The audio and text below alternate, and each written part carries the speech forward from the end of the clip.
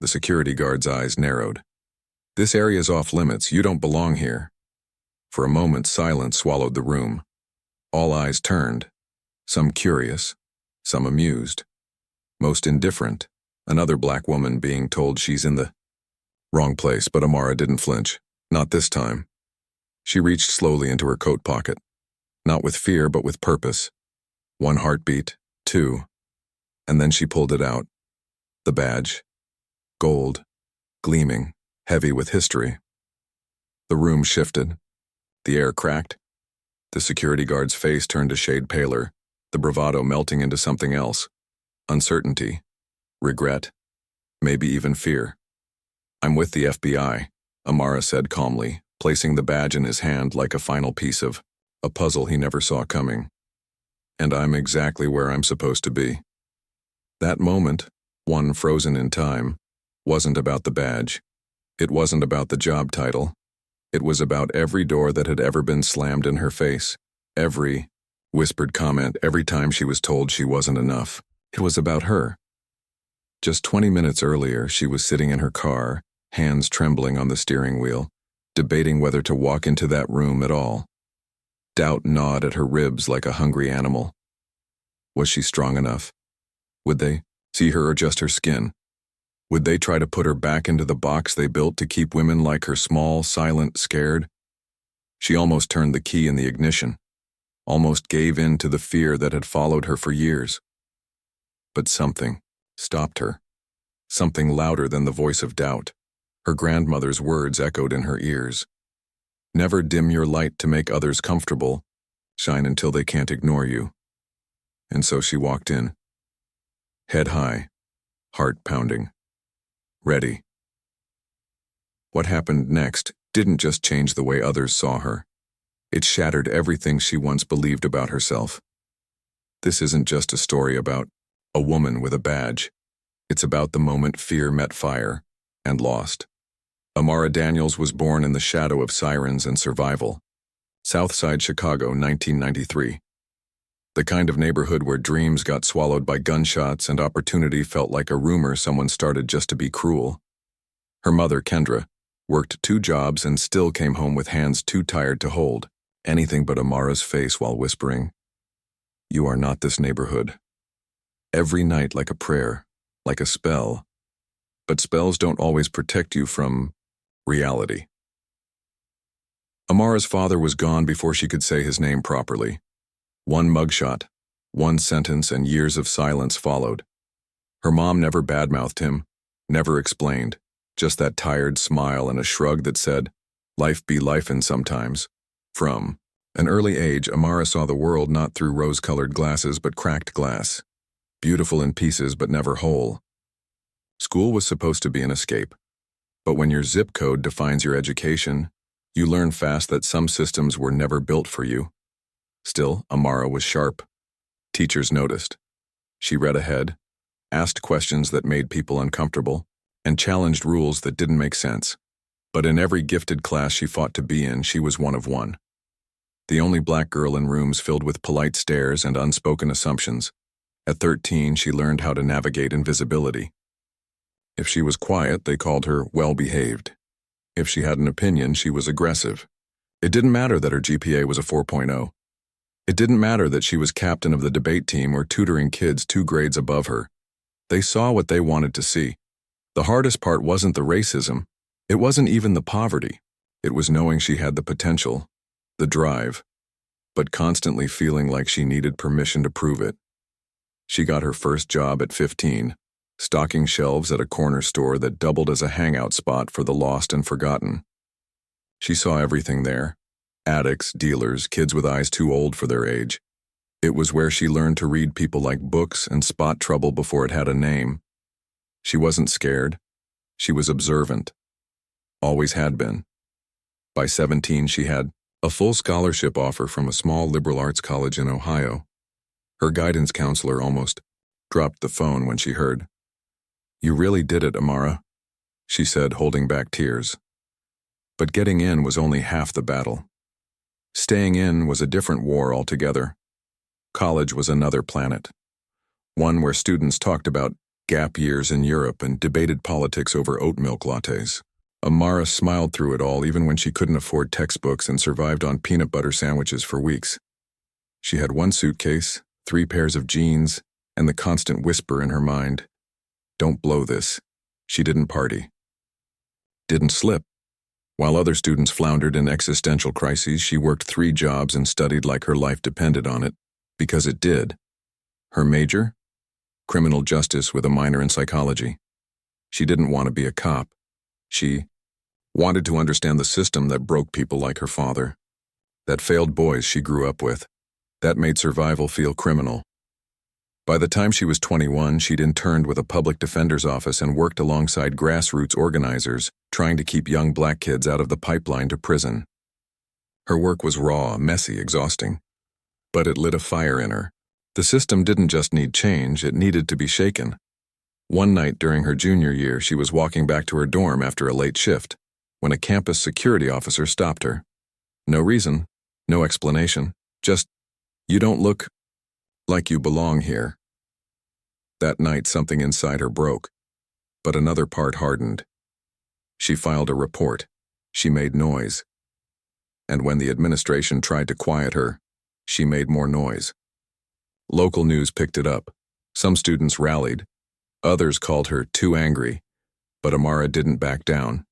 She never had. That same year, during a conference on criminal justice reform, she met Special Agent Mendez, a woman of color in the FBI. Sharp suit, sharp mind. When she spoke, the room stopped breathing. After the panel, Amara cornered her, breathless with questions. They talked for an hour. Mendez handed her a card and said, "You ever want to be on the inside and change the game? Call me." It took Amara 6 months to make that call. Applying to the FBI was no small feat. Background checks, written exams, psychological testing, physical trials, interviews designed to rattle even the most confident. And Amara had imposter syndrome dancing in her veins every step of the way. But she made it to Quantico, barely. And when she walked into that training facility, she felt the weight of every woman who'd ever been told she wasn't enough. She carried them with her, on her back and her breath in every punch she threw on the mat, every question she answered in the classroom. Quantico broke a lot of people. But Amara wasn't built to break. She didn't have the same resources. She didn't come from a law enforcement family. She didn't have a trust fund or a legacy connection, but she had grit. She had fire. And most of all, she had why. Her roommate dropped out. Another recruit collapsed during physical training. Every week, someone else washed out. But Amara kept going. Even when the instructors looked at her with that same doubt she knew too well, she used it, fueled by it. After graduation, her first assignment was administrative, paperwork, long hours, invisible work. She wasn't chasing bad guys or busting through doors. She was alphabetizing case files in a back office no one visited, and it pissed her off. But she kept her head down, until she couldn't anymore. She started noticing discrepancies in cases that had been quietly shelved, patterns, gaps, stories that didn't line up. She compiled notes, did extra digging, cross-referenced witness statements on her own time, and then one day she found something. A major error in a case involving a wrongfully incarcerated man. Her hands shook as she brought it to her supervisor. They dismissed her, said it wasn't her role to dig that deep, told her to stay in her lane. So she went higher, risked her job, and the truth came out. The man was released. She didn't get a promotion, but she got noticed. Some colleagues started calling her the rookie who rocks the boat. Others weren't as kind. There were whispers, cold shoulders, doors that suddenly wouldn't open. But one door did open. She was transferred to a new division, field work, real cases. And that's where she found herself, years later, walking into that room, getting stopped by that security guard, and pulling out her badge like a silent scream. Because for Amara, that badge wasn't just metal, it was armor. Proof that she'd made it through the fire without burning up. But even with the badge, the battle wasn't over. Behind the scenes, she was still fighting stereotypes, still proving herself over and over, still carrying generations of pain in every decision she made. And though she had climbed, risen, evolved, there was a new challenge forming on the horizon, bigger than anything she had faced before. Something that would force her to choose between doing what was safe and doing what was right. And Amara Daniels had never been one to play it safe. The first time Amara thought about quitting, she was standing in front of a mirror, blood on her shirt. It wasn't hers, but it might as well have been. She had just come back from a domestic terrorism raid, one that went sideways fast. The suspect had been tipped off. Explosives were found, yes, but so were 3 children huddled in a closet, too terrified to cry. Amara had pulled the youngest, maybe 5, maybe 6, into her arms as chaos erupted around them. Sirens, screaming, gunfire. One agent was injured, another suspect escaped. She kept the child close, whispering something calm she didn't believe herself. Hours later, alone in her bathroom, she looked at her reflection and asked the question she never wanted to ask. What if I'm not built for this? Because nobody tells you what this job actually does to you. The TV versions are all adrenaline and triumph, justice wrapped in a bow. But the real work? It's heavy, quiet, full of waiting, doubt, bureaucracy, and pain you can't talk about, not without breaking something inside yourself. The blood on her shirt that night wasn't the start. It was just the first time she felt the cracks. The descent didn't happen overnight. It came in waves, slow, subtle. Then, all at once. Her mother got sick first. Stage 3 breast cancer. Amara flew home as often as she could, juggling field assignments by day and hospital visits by night. The guilt ate her alive. Every phone call she missed, every doctor's appointment she couldn't attend. And Kendra, strong as ever, just smiled and said, "Don't worry about me, baby. Go save the world." But Amara couldn't. Not really. Not when the world didn't want to be saved. Her next case shook her to her core. A young black boy, 17, gunned down during a traffic stop. The local PD claimed self-defense. Body cam footage conveniently malfunctioned. Amara was brought in to assist with the federal review. It wasn't her case to lead. She was told to observe, to assist. She saw the inconsistencies, the lies, the quiet cover-up happening in real time. But when she pushed too hard, her superiors pushed back harder. "Let it go," one agent said, jaw tight. "We can't win every battle. But some battles are the whole damn war." She wanted to scream. Instead, she went home, locked the door, and cried harder than she had since she was a child. The isolation crept in next. Friends stopped calling. Or maybe she stopped answering. Her apartment became a cave of silence. Unwashed dishes piled up. Clothes lived on chairs. Meals were forgotten or ordered late at night in moments of exhaustion. She started waking up at 3 a.m. with her heart racing. Couldn't breathe. Couldn't stop the reel of mistakes running through her head. The missed clue in a wiretap. The way her voice shook when she challenged a superior. The way that mother screamed when she learned her son wouldn't come home. She kept showing up to work. Pressed suits. Perfect posture. Smile locked in place. But inside, she was crumbling. She started questioning everything. Was she really making a difference? Or was she just another cog in a system built to break people like her? The badge she once held like a shield now felt like a weight she couldn't carry. Then came the investigation. A leak within her department. Sensitive intel found its way to a journalist investigating corruption in law enforcement. An internal review was launched. Everyone was a suspect. Files were seized, emails combed, desks searched, and Amara, she was called in for questioning. Her stomach flipped when they handed her a printed thread of emails she'd sent to Agent Mendez. Private ones. Ones where she expressed frustration, doubt, concern over unethical behavior she'd witnessed.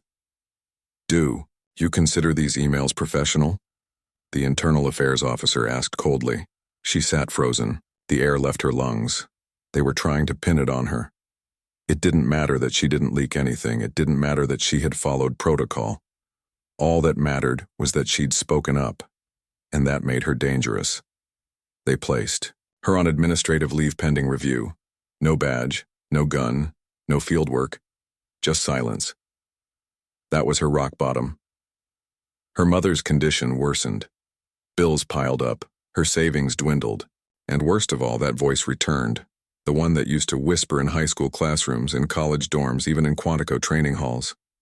You don't belong here. You were never supposed to win. They were always going to find a way to push you out. Amara stayed in bed for days.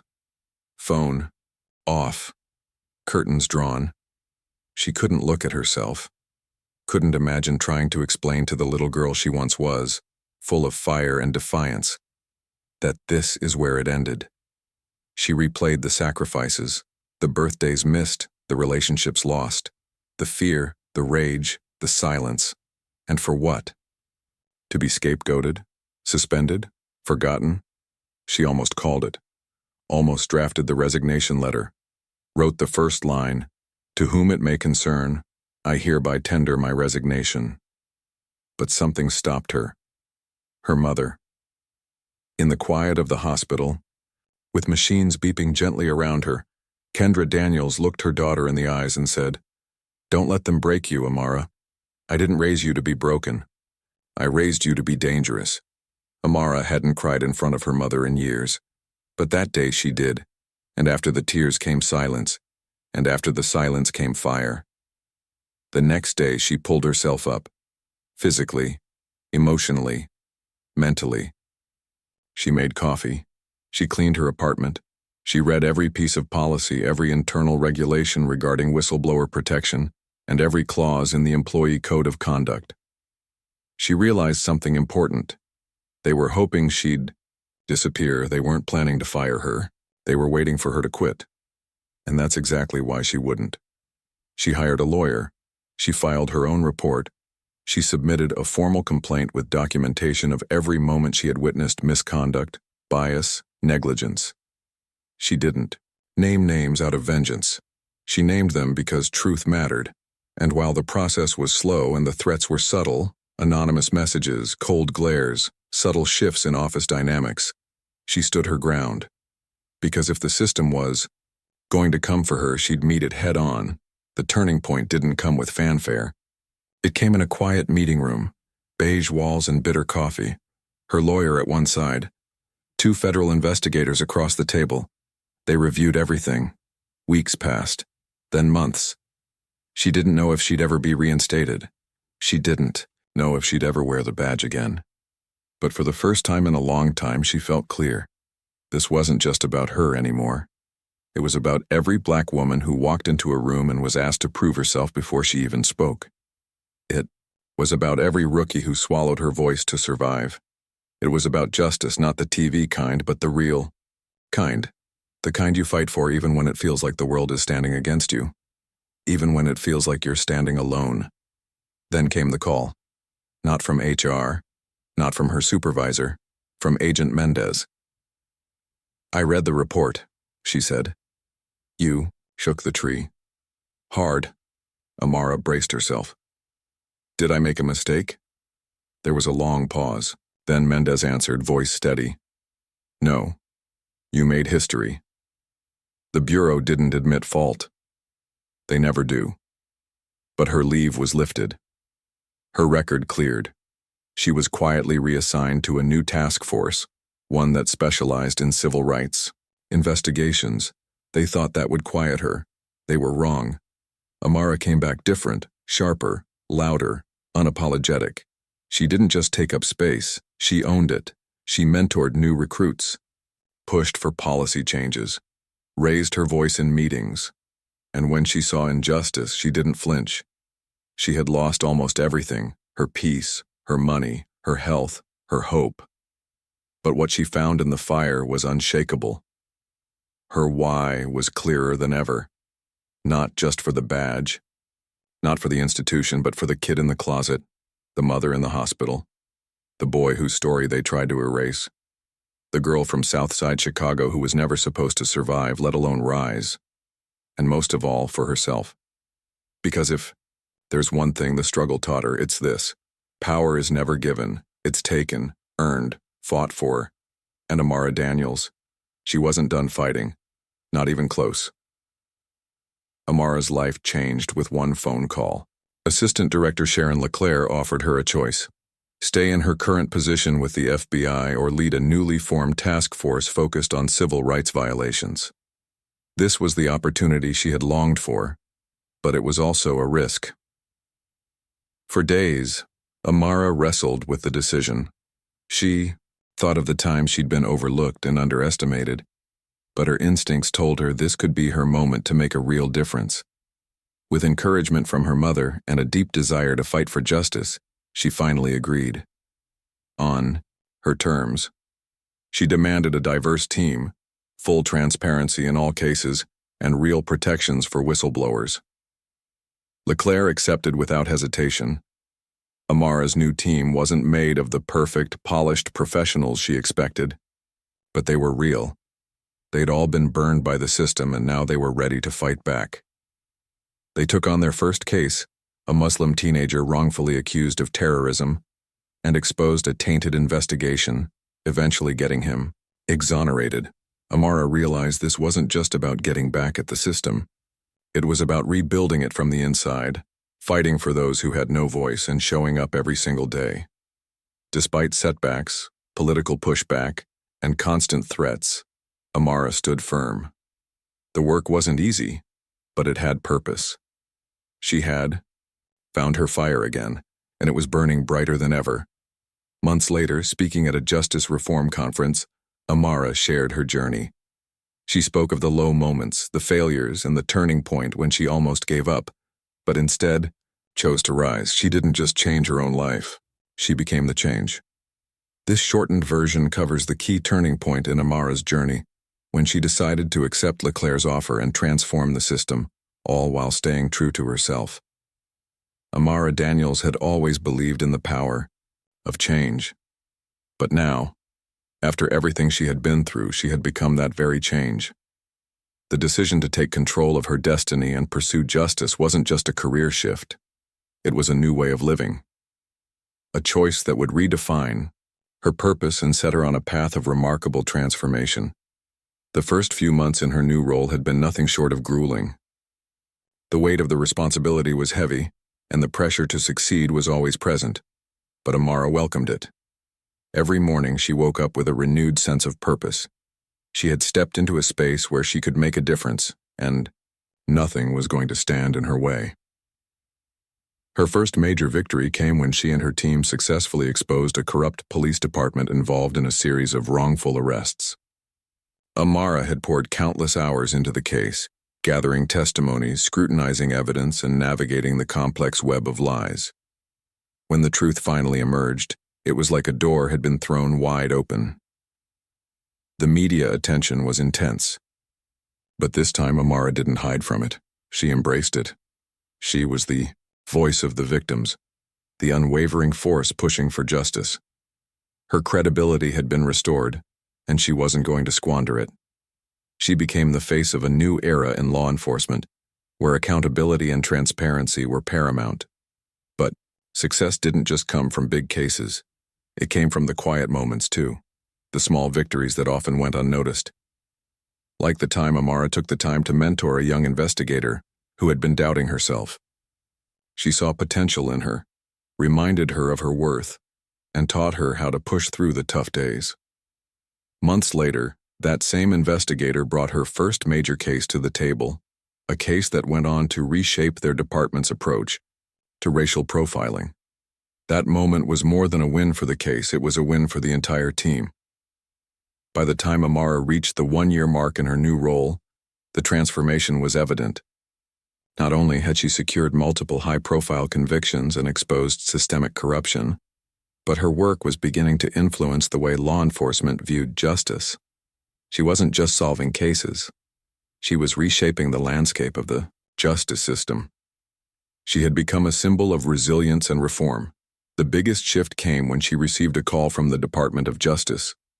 They wanted her to lead a national task force focused on criminal justice reform. Amara knew this was the next step, the culmination of years of sacrifice, hard work, and relentless pursuit of justice. Her heart swelled with pride. This was the moment she had dreamed about when she first joined the FBI. She had spent years fighting for herself, fighting for recognition, fighting for the system to see her as more than just a woman in a man's world. But now, she wasn't just fighting for herself.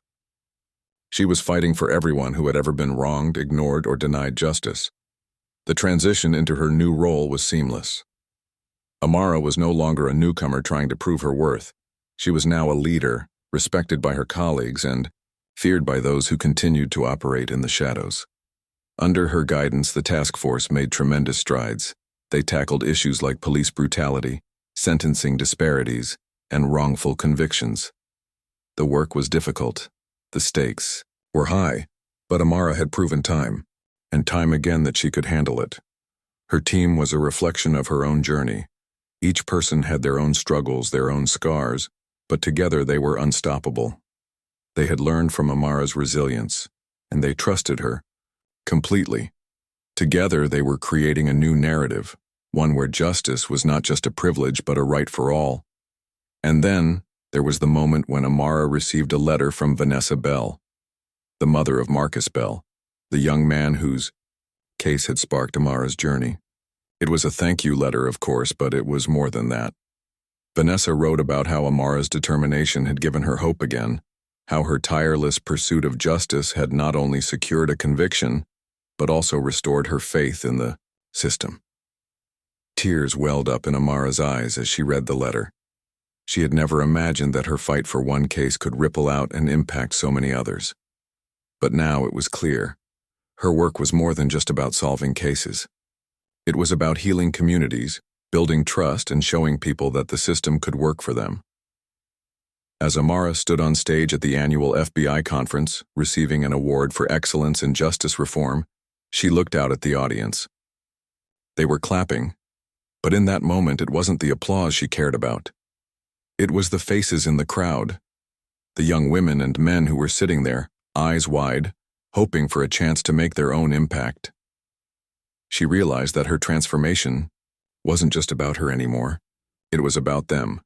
She had become a mentor, a role model, and a symbol of what was possible when you refuse to give up on yourself, on justice, on the future.